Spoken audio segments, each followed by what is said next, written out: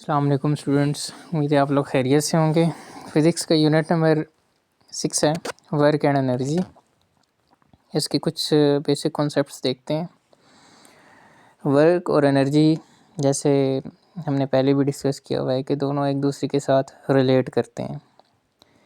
Energy क्या होती है? किसी भी बॉडी की कैपेसिटी होती है काम करने की, उसको हम उसकी एनर्जी कहते हैं।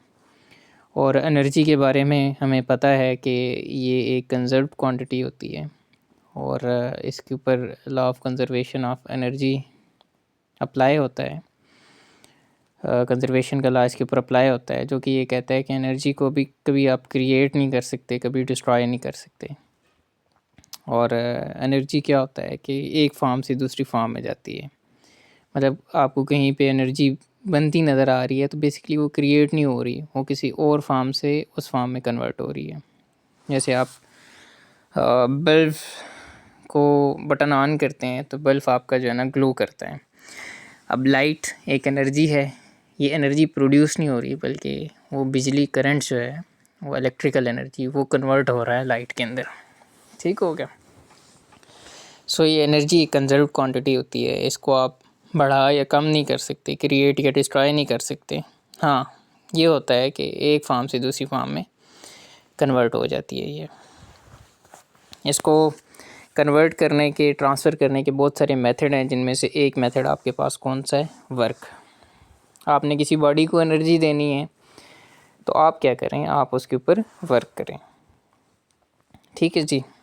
तो पहले हम वर्क को डिस्कस करते हैं। नॉर्मल डेली लाइफ में हम कोई काम करने को वर्क कहते हैं। फ़िज़िक्स में भी ऐसे ही है, लेकिन कुछ कंडीशंस हैं जिनको फॉलो करते हुए आप वर्क को डिफ़ाइन करते हैं। ठीक है, फ़िज़िक्स में अगर वो कंडीशंस फॉलो हो रहे हों तो फिर ऑब्जेक्ट के ऊपर वर्क होगा, लेकिन अगर वो कंडीशंस फॉलो नहीं हो रही तो फिर ऑब्जेक्ट के ऊपर वर्क नहीं होता।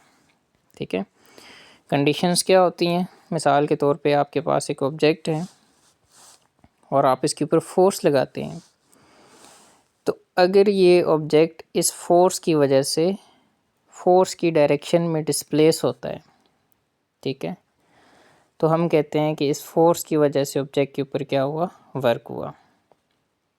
ठीक हो गया जी। सो इसी वजह से वर्क को डिफ़ाइन ऐसे किया जाता है, work is said to be done when a force displaced a body in its own direction. अगर कोई फोर्स या कोई फोर्स का कंपोनेंट ऑब्जेक्ट को अपनी डायरेक्शन में डिस्प्लेस करता है तो इसका मतलब है कि ऑब्जेक्ट के ऊपर क्या हुआ? वर्क हुआ। ठीक है, लेकिन अगर किसी फोर्स की वजह से ऑब्जेक्ट जो है वो उसकी डायरेक्शन में मूव नहीं करता, ठीक है, तो इसका मतलब है कि फिर इस फोर्स की वजह से वर्क नहीं हो रहा। तो सिंपल अल्फाज में, सादे लफ्ज़ों में हम वर्क को कैसे लिखेंगे? Work is said to be done when a force displace a body in its own direction. जब कोई फोर्स किसी ऑब्जेक्ट को अपनी डायरेक्शन में डिस्प्लेस करती है, मूव कराती है, तो हम कहते हैं कि उस फोर्स की वजह से ऑब्जेक्ट के ऊपर वर्क हुआ। अब ये वर्क कितने फैक्टर्स के ऊपर डिपेंड करता है? दो फैक्टर्स के ऊपर, कितनी आपने फोर्स अप्लाई की और ऑब्जेक्ट ने कितनी डिस्प्लेसमेंट कवर की। So work is a cross product of force and it is a simple product of force and displacement. अगर आप फोर्स को भी वेक्टर लेते हैं, डिस्प्लेसमेंट को भी वेक्टर लेते हैं, तो फिर आपके पास जो है वो इनकी डॉट प्रोडक्ट होती है। बहरहाल आप वेक्टर से यहाँ पे इतना कोई रिलेट करना आपका वो बनता नहीं है, आपने वेक्टर मल्टीप्लिकेशन नहीं पढ़ी, तो आप सिंपली ये कह सकते हैं कि work is simple product of force and displacement. ठीक है जी। वर्क आपके पास एक स्केलर क्वांटिटी होती है। अगली चीज़ जो वर्क के रिलेटेड आपने याद रखनी है, इसकी कोई डायरेक्शन नहीं होती, जस्ट मैग्नीट्यूड होता है। तो मैग्नीट्यूड कैसे निकालेंगे? W is equal to force into displacement. ये एक बॉक्स है, मैं इसके ऊपर 10 न्यूटन की फ़ोर्स लगाता हूँ और ये 5 मीटर की डिस्प्लेसमेंट कवर करता है, तो फोर्स की जगह 10 आ जाएगा, डिस्प्लेसमेंट की जगह 5 आ जाएगा, तो वर्क कितना हो जाएगा? 10 मल्टीप्लाई बाई 5, 50।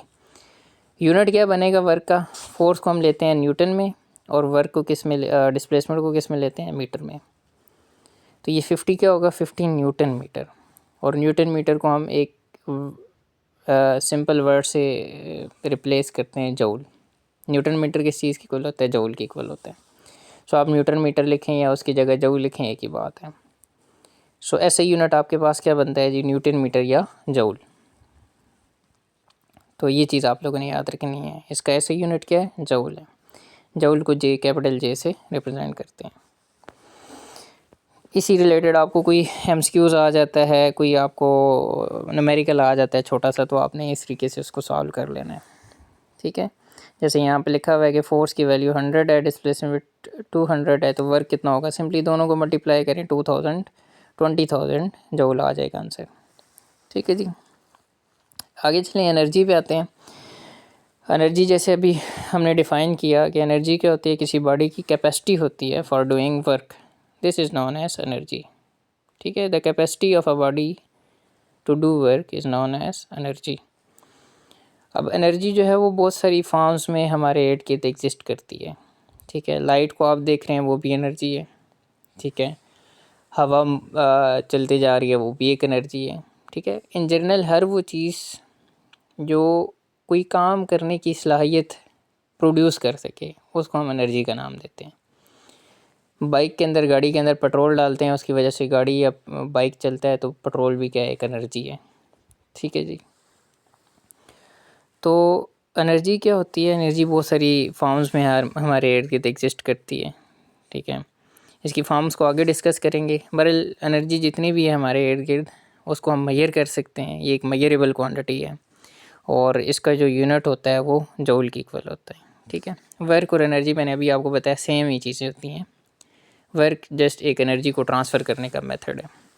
सो दोनों का यूनिट क्या होगा, सेम होगा। सो वर्क का यूनिट भी जूल है, तो एनर्जी का यूनिट भी क्या होगा, जूल होगा, या न्यूटन मीटर आप इसे कह सकते हैं।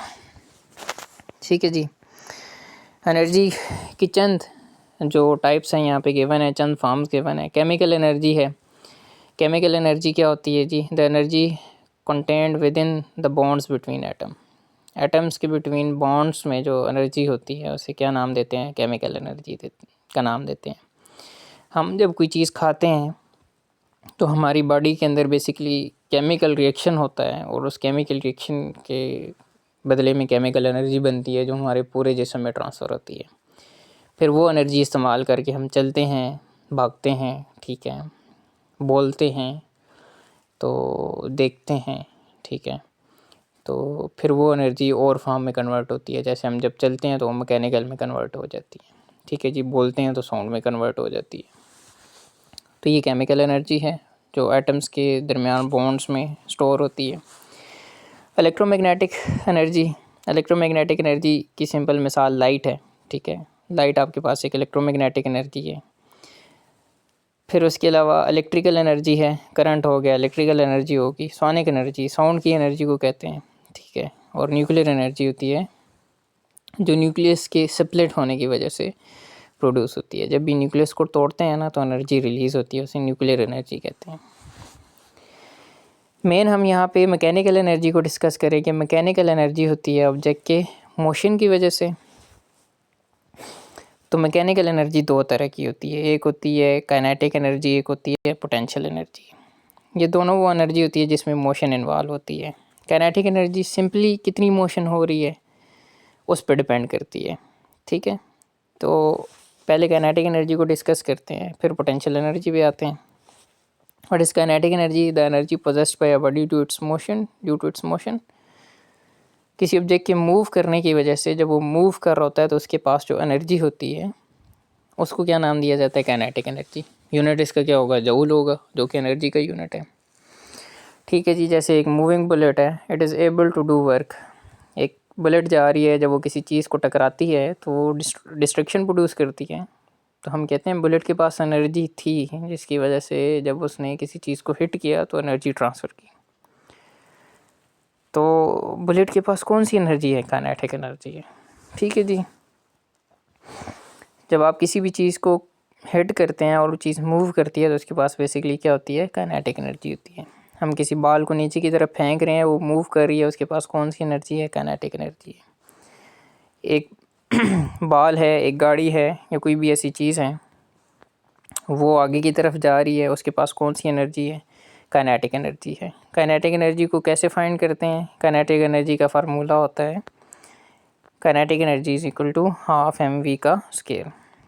आपने एक ऑब्जेक्ट है मूव कर रहा है, उसकी काइनेटिक एनर्जी फाइंड करनी है। कैसे फाइंड करेंगे? उसका मास पुट करें, उसकी वेलोसिटी पुट करें, उसका स्केयर लें। तो ये फार्मूला आपको उसकी काइनेटिक एनर्जी के बारे में बताएगा। काइनेटिक एनर्जी का फार्मूला कैसे निकलता है, ये डेरिवेशन हमने की हुई है, आपने नोट भी की होगी। इसको देख लीजिएगा एक दफ़ा नोट से अपने। ठीक है, बेसिकली यहाँ से हम वर्क डन के फार्मूले से शुरू करते हैं। कोई ऑब्जेक्ट क्यों मूव कर रहा है, उसके पास क्यों काइनेटिक एनर्जी है, ज़ाहिरी बात है उसके ऊपर वर्क हुआ है तभी वो मूव कर रहा है। तो ये वर्क जो है ना, वो वर्क का फार्मूला लेंगे। Work is equal to force into displacement. Newton second law से फोर्स की जगह एम ए लिखेंगे, और डिस्प्लेसमेंट वेलोसिटी वाला फार्मूला देखें, वहाँ से velocity is equal to displacement over time होती है। तो डिस्प्लेसमेंट क्या हो जाएगा, वेलोसिटी इनटू टाइम। ये एवरेज वेलोसिटी हम लेते हैं यहाँ पे, मतलब ऑब्जेक्ट चल रहा है ना, शुरू में इसकी इनिशियल वेलोसिटी होती है, ऐसा ऐसा बढ़ती रहती है। तो यहाँ पे कौन सी वेलोसिटी की वैल्यू पुट करेंगे? वेलोसिटी की वैल्यू तो कंटिन्यूसली चेंज हो रही है, तो हम एवरेज वैल्यू पुट करते हैं। एवरेज वैल्यू कैसे निकालते हैं? Initial velocity plus final velocity divided by 2। और अगर ऑब्जेक्ट रेस्ट से शुरू हो रहा है तो इनिशियल वेलोसिटी क्या होगी? 0 होगी। हम अज्यूम यही करते हैं कि ऑब्जेक्ट हमेशा रेस्ट से स्टार्ट होता है मूव होना, तो इस वजह से वी आई 0 हो जाता है, पीछे v/2 रह जाता है। और फिर इसको यहाँ पे पुट करें तो ये आपके पास काइनेटिक एनर्जी का फार्मूला क्या आ जाता है, हाफ एम वी का स्केयर। आगे चलें, पोटेंशियल एनर्जी है। पोटेंशियल एनर्जी क्या होती है? It is possessed by a body due to its position in a force field. कोई भी ऐसी फोर्स फील्ड है, जैसे ग्रेविटेशनल फील्ड होगी, इलेक्ट्रिक फील्ड होगी, इलास्टिक फील्ड होगी, उसके अंदर ऑब्जेक्ट की पोजीशन की वजह से जो एनर्जी होगी उसे क्या नाम देंगे? Potential energy. लाइक ग्रेविटी की एग्जांपल लें, ज़मीन है, ज़मीन की ये ग्रेविटी है, ग्रेविटेशनल फील्ड है। इसमें आप किसी भी पोजीशन पे किसी ऑब्जेक्ट को रखते हैं तो उस ऑब्जेक्ट के पास एनर्जी होती है ग्रेविटी की वजह से, जिसे पोटेंशियल एनर्जी कहते हैं। जैसे इसको छोड़ेंगे, ये इस एनर्जी की वजह से नीचे की तरफ आना शुरू हो जाएगा और उसकी वो एनर्जी पोटेंशियल एनर्जी कन्वर्ट हो जाएगी काइनेटिक एनर्जी के अंदर। ठीक है, तो जैसे जैसे आप इसे ज़मीन से ऊपर लेके जाएंगे, इसकी पोटेंशियल एनर्जी क्या होती रहेगी? बढ़ती रहेगी। ठीक है, तो पोटेंशियल एनर्जी को कैसे फाइंड किया जाता है? इसका फार्मूला होता है mgh। mg उस ऑब्जेक्ट का मास वेट होता है और h उसकी हाइट है। तो जिस ऑब्जेक्ट का वेट ज़्यादा होगा उसकी पोटेंशियल एनर्जी ज़्यादा होगी, और वो जितनी ज़्यादा हाइट पे होगा उसकी पोटेंशियल एनर्जी उतनी ही ज़्यादा होगी। ठीक हो गया जी। फिर इसी तरीके से ये फार्मूला यहाँ पे ऐसे ही है। वर्क में हमने फोर्स इनटू डिस्प्लेसमेंट, डिस्प्लेसमेंट में हाइट आ जाएगी, फोर्स कौन सी है यहाँ पे? ग्रेविटेशनल फोर्स या वेट फोर्स है, तो उसकी जगह mg आ जाएगा, तो mgh फार्मूला आ जाता है। ऐसे ही आप किसी स्प्रिंग को पकड़ के खींचते हैं तो उसे मेन पोजीशन से जितना दूर लेके जाया जाता है, इसको हम x का नाम देते हैं, उतनी ज़्यादा उस ऑब्जेक्ट के अंदर जो स्प्रिंग के साथ अटैच है उसके अंदर इतनी ज़्यादा एनर्जी होती है। और जैसे ही आप इसे छोड़ेंगे, ये इस एनर्जी की वजह से वापस पीछे आना शुरू हो जाएगा। ठीक है जी, वापस पीछे आना शुरू हो जाएगा। इसको हम निकालते हैं हाफ के एक्स का स्क्वायर। आई गेस ये फार्मूला होता है इलास्टिक पोटेंशियल एनर्जी निकालने का। बहरहाल आपकी बुक में ये गिवन नहीं है, आप जस्ट ग्रेविटेशनल पोटेंशियल एनर्जी का फार्मूला याद रखें। ठीक है जी। एनर्जी कंजर्वेशन, बहुत सारी एग्जांपल्स हमने पहले भी पढ़ी हुई हैं। बिजली कैसे बनती है? या तो विंड मिल होता है, वो पंखे लगे होते हैं, जब हवा आती है ये पंखे चलते हैं, इसके अंदर एक इलेक्ट्रोमैग्नेट लगा होता है, उसके घूमने से बिजली बनती है। तो मैकेनिकल एनर्जी कन्वर्ट हो रही होती है इलेक्ट्रिकल एनर्जी के अंदर। तो बिजली बेसिकली कहाँ से आ रही होती है? मैकेनिकल एनर्जी से इलेक्ट्रिकल एनर्जी। या ये पानी ऊपर से गिरता है, नीचे टर्बाइन लगे होते हैं, साल्टर डक होता है, उसके ऊपर से जब पानी मूव करता है तो नीचे मोटर्स गोल गोल घूमती हैं, जिसकी वजह से बिजली बनती है। फ्यूल की वजह से गाड़ी चलती है, तो यहाँ पे बेसिकली केमिकल एनर्जी, फ्यूल क्या है? केमिकल एनर्जी है ना, वो कन्वर्ट होती है मैकेनिकल में। आप बटन ऑन करते हैं, लाइट चलती है, तो इलेक्ट्रिकल एनर्जी कन्वर्ट होती है लाइट के अंदर। बटन ऑन करते हैं, पंखा चलता है बिजली की वजह से, तो इलेक्ट्रिकल एनर्जी कन्वर्ट होती है मैकेनिकल एनर्जी के अंदर। स्पीकर से आवाज़ निकलती है, तो इलेक्ट्रिकल एनर्जी कन्वर्ट होती है साउंड के अंदर। सो ऐसे सारी एनर्जी एक दूसरे के अंदर क्या होती हैं? कन्वर्ट होती है। So this is law of conservation of energy. Energy can not be created not destroyed, but it converts from one form to another form. ठीक है जी। सिस्टम की टोटल एनर्जी हमेशा क्या रहती है, कंजर्व रहती है। ठीक है जी।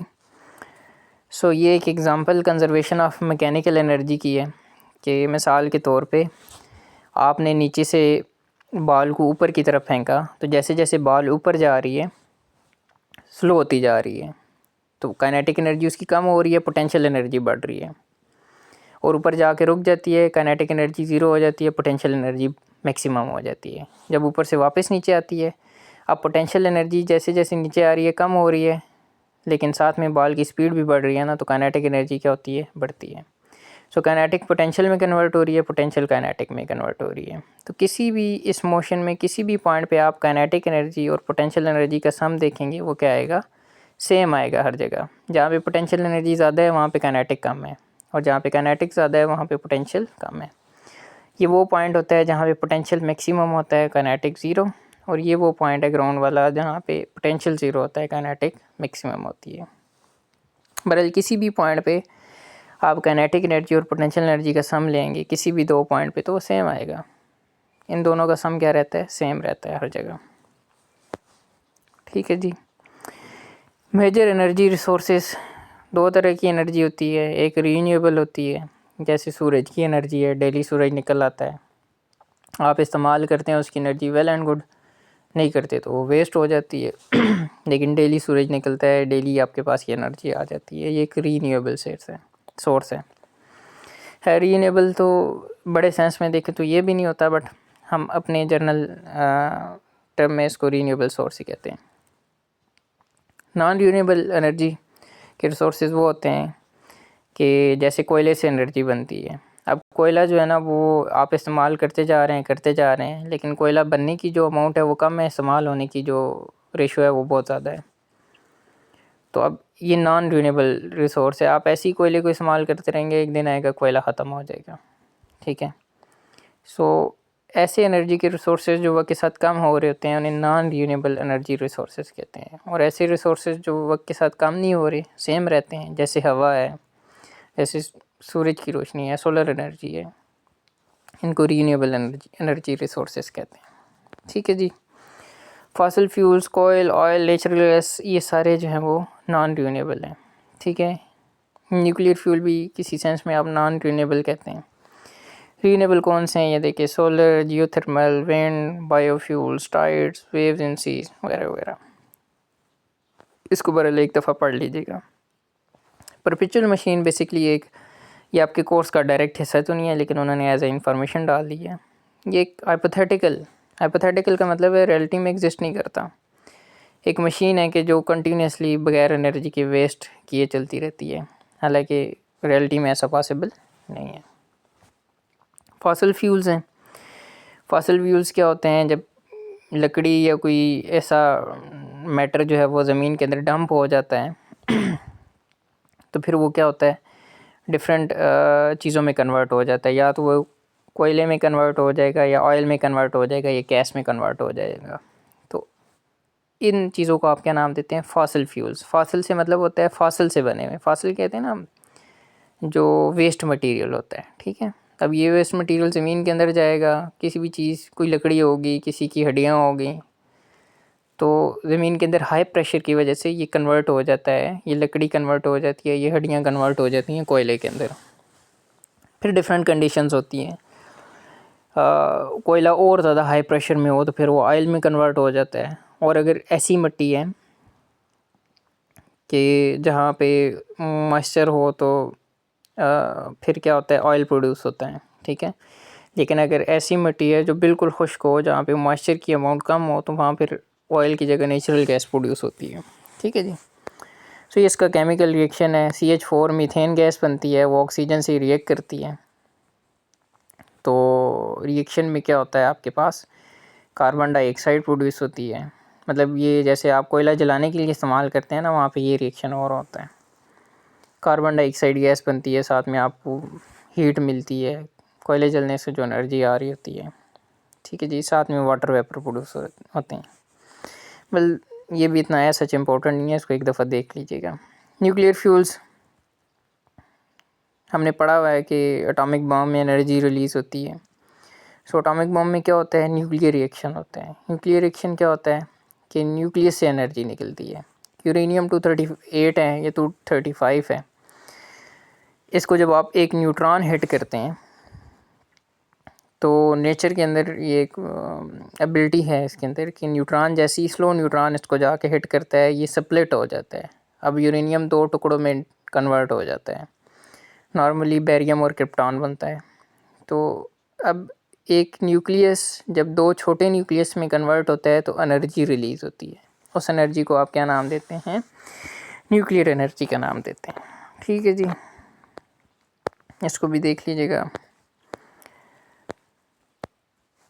ये बेसिक डेफिनेशंस ही हैं, इनको एक दफ़ा देख लीजिएगा, इसमें ऐसा कोई इम्पोर्टेंट नहीं है। ठीक है जी, आखिरी कॉन्सेप्ट है पावर का। पावर क्या होती है, किसी चीज़ की पावर कि पर यूनिट टाइम कोई ऑब्जेक्ट कितना काम कर रहा है, हम इसको उसकी पावर कहते हैं। ठीक है, जो ज़्यादा काम कर रहा होता है उसकी पावर ज़्यादा होती है, जो कम काम कर रहा होता है उसकी पावर कम होती है। So what is power, it is work done per unit time और एनर्जी पर यूनिट टाइम। कोई ऑब्जेक्ट कितनी ज़्यादा एनर्जी डिलीवर कर रहा है, कितना ज़्यादा वर्क कर रहा है, इसको उसकी पावर कहते हैं। सो पावर कैसे कैलकुलेट की जाती है, वर्क और टाइम को या एनर्जी और टाइम को डिवाइड करते हैं तो आपके पास पावर आ जाती है। स्केलर क्वांटिटी है, यूनिट क्या बनता है, एनर्जी या वर्क आता है जूल में, टाइम आता है सेकंड में, तो जूल पर सेकंड। सो 1 वाट किस चीज़ की इक्वल हो, इसको हम वाट का नाम देते हैं, जूल पर सेकंड को वाट का नाम देते हैं। सो पावर का ऐसे यूनिट क्या बनता है, watt. So 1 watt is equal to 1 joule per second. और पावर का यूनिट होता है हॉर्स पावर, 746 वाट की इक्वल होता है, ये आपने याद रखना है। एक हॉर्स पावर मोटर होती है ना, हॉर्स पावर में उसकी पावर लेते हैं, 1 हॉर्स पावर की मोटर है 2 हॉर्स पावर की, तो वाट में कन्वर्ट करेंगे तो 1 हॉर्स पावर कितने वाट की इक्वल होगा, 746 के। किलो वाट आवर, ये बेसिकली एनर्जी का यूनिट है। ठीक है, आप इसे पावर की टर्म में एनर्जी को लिखते हैं। देखना, पावर एनर्जी ओवर टाइम है, तो टाइम को पावर से मल्टीप्लाई कर दें, यहाँ से टी उधर जाएगा तो पीछे क्या रह जाएगी, एनर्जी। तो एनर्जी क्या हो जाएगी, पावर मल्टीप्लाई बाय टाइम। ये हमने डिस्कस किया हुआ है। पावर को आप किलो वाट में लें, टाइम को आवर में लें, तो अगर 1 किलो वाट की चीज़ 1 घंटा चलती है, 1 आवर चलती है, तो वो कितनी एनर्जी कंज्यूम करेगी, 1 किलो वाट आवर। ठीक है, पावर किलो वाट में आ गई, टाइम आवर में आ गया। इसे हम कहते हैं एक यूनिट। जो आप बिजली घर में इस्तेमाल करते हैं ना, 1 यूनिट, 2 यूनिट, 100 यूनिटें, सो ऐसे 1 यूनिट आता है। और इसको जूल में देखेंगे एनर्जी को तो कितनी बनेगी, 3.6 मेगा जूल। 10 की पावर 6 को मेगा कहते हैं ना। व्हाट इज़ एफिशिएंसी, किसी चीज़ की एफिशिएंसी क्या होती है, आपने से कितनी इनपुट दी थी, उसने कितनी आउटपुट दी। So output work divided by input work, या output energy divided by input energy, this is known as efficiency of a machine. ठीक है, मल्टीप्लाई बाय 100 से करेंगे तो आपके पास क्या आ जाएगी, एफिशिएंसी की परसेंटेज आ जाएगी। सो एफिशिएंटी को इस सिंबल से रिप्रेजेंट करते हैं, ईटा से। एक मशीन थी मिसाल के तौर पे, आपने उसके ऊपर फ्यूल, उसके अंदर फ्यूल डाला और ये फ्यूल उसे 1000 जूल की एनर्जी दे रहा है। बदले में वो मशीन कोई वेट उठाती है, कुछ भी करती है, मतलब वो हमें बदले में कितना वर्क दे रही है, लेट्स सपोज 700 जूल दे रही है। अब इनपुट एनर्जी कितनी थी, 1000, आउटपुट में कितनी आ रही है, 700। तो 700 को डिवाइडेड बाय 1000 करेंगे, मल्टीप्लाई बाय 100 करेंगे तो आपके पास उस मशीन की एफिशिएंसी आ जाएगी। एक चीज़ याद रखें, आउटपुट हमेशा इनपुट से कम होती है, कभी भी बराबर या ज़्यादा नहीं हो सकती। ठीक है, तो किसी भी चीज़ की एफिशिएंसी 100% नहीं हो सकती, 100 से कम ही रहती है। ठीक है जी, सो ये आपके पास चैप्टर है, इसको देखें, इसमें कोई क्वेश्चन है वो पूछें, आपको मैं इसका टेस्ट शेयर करता हूँ फिर।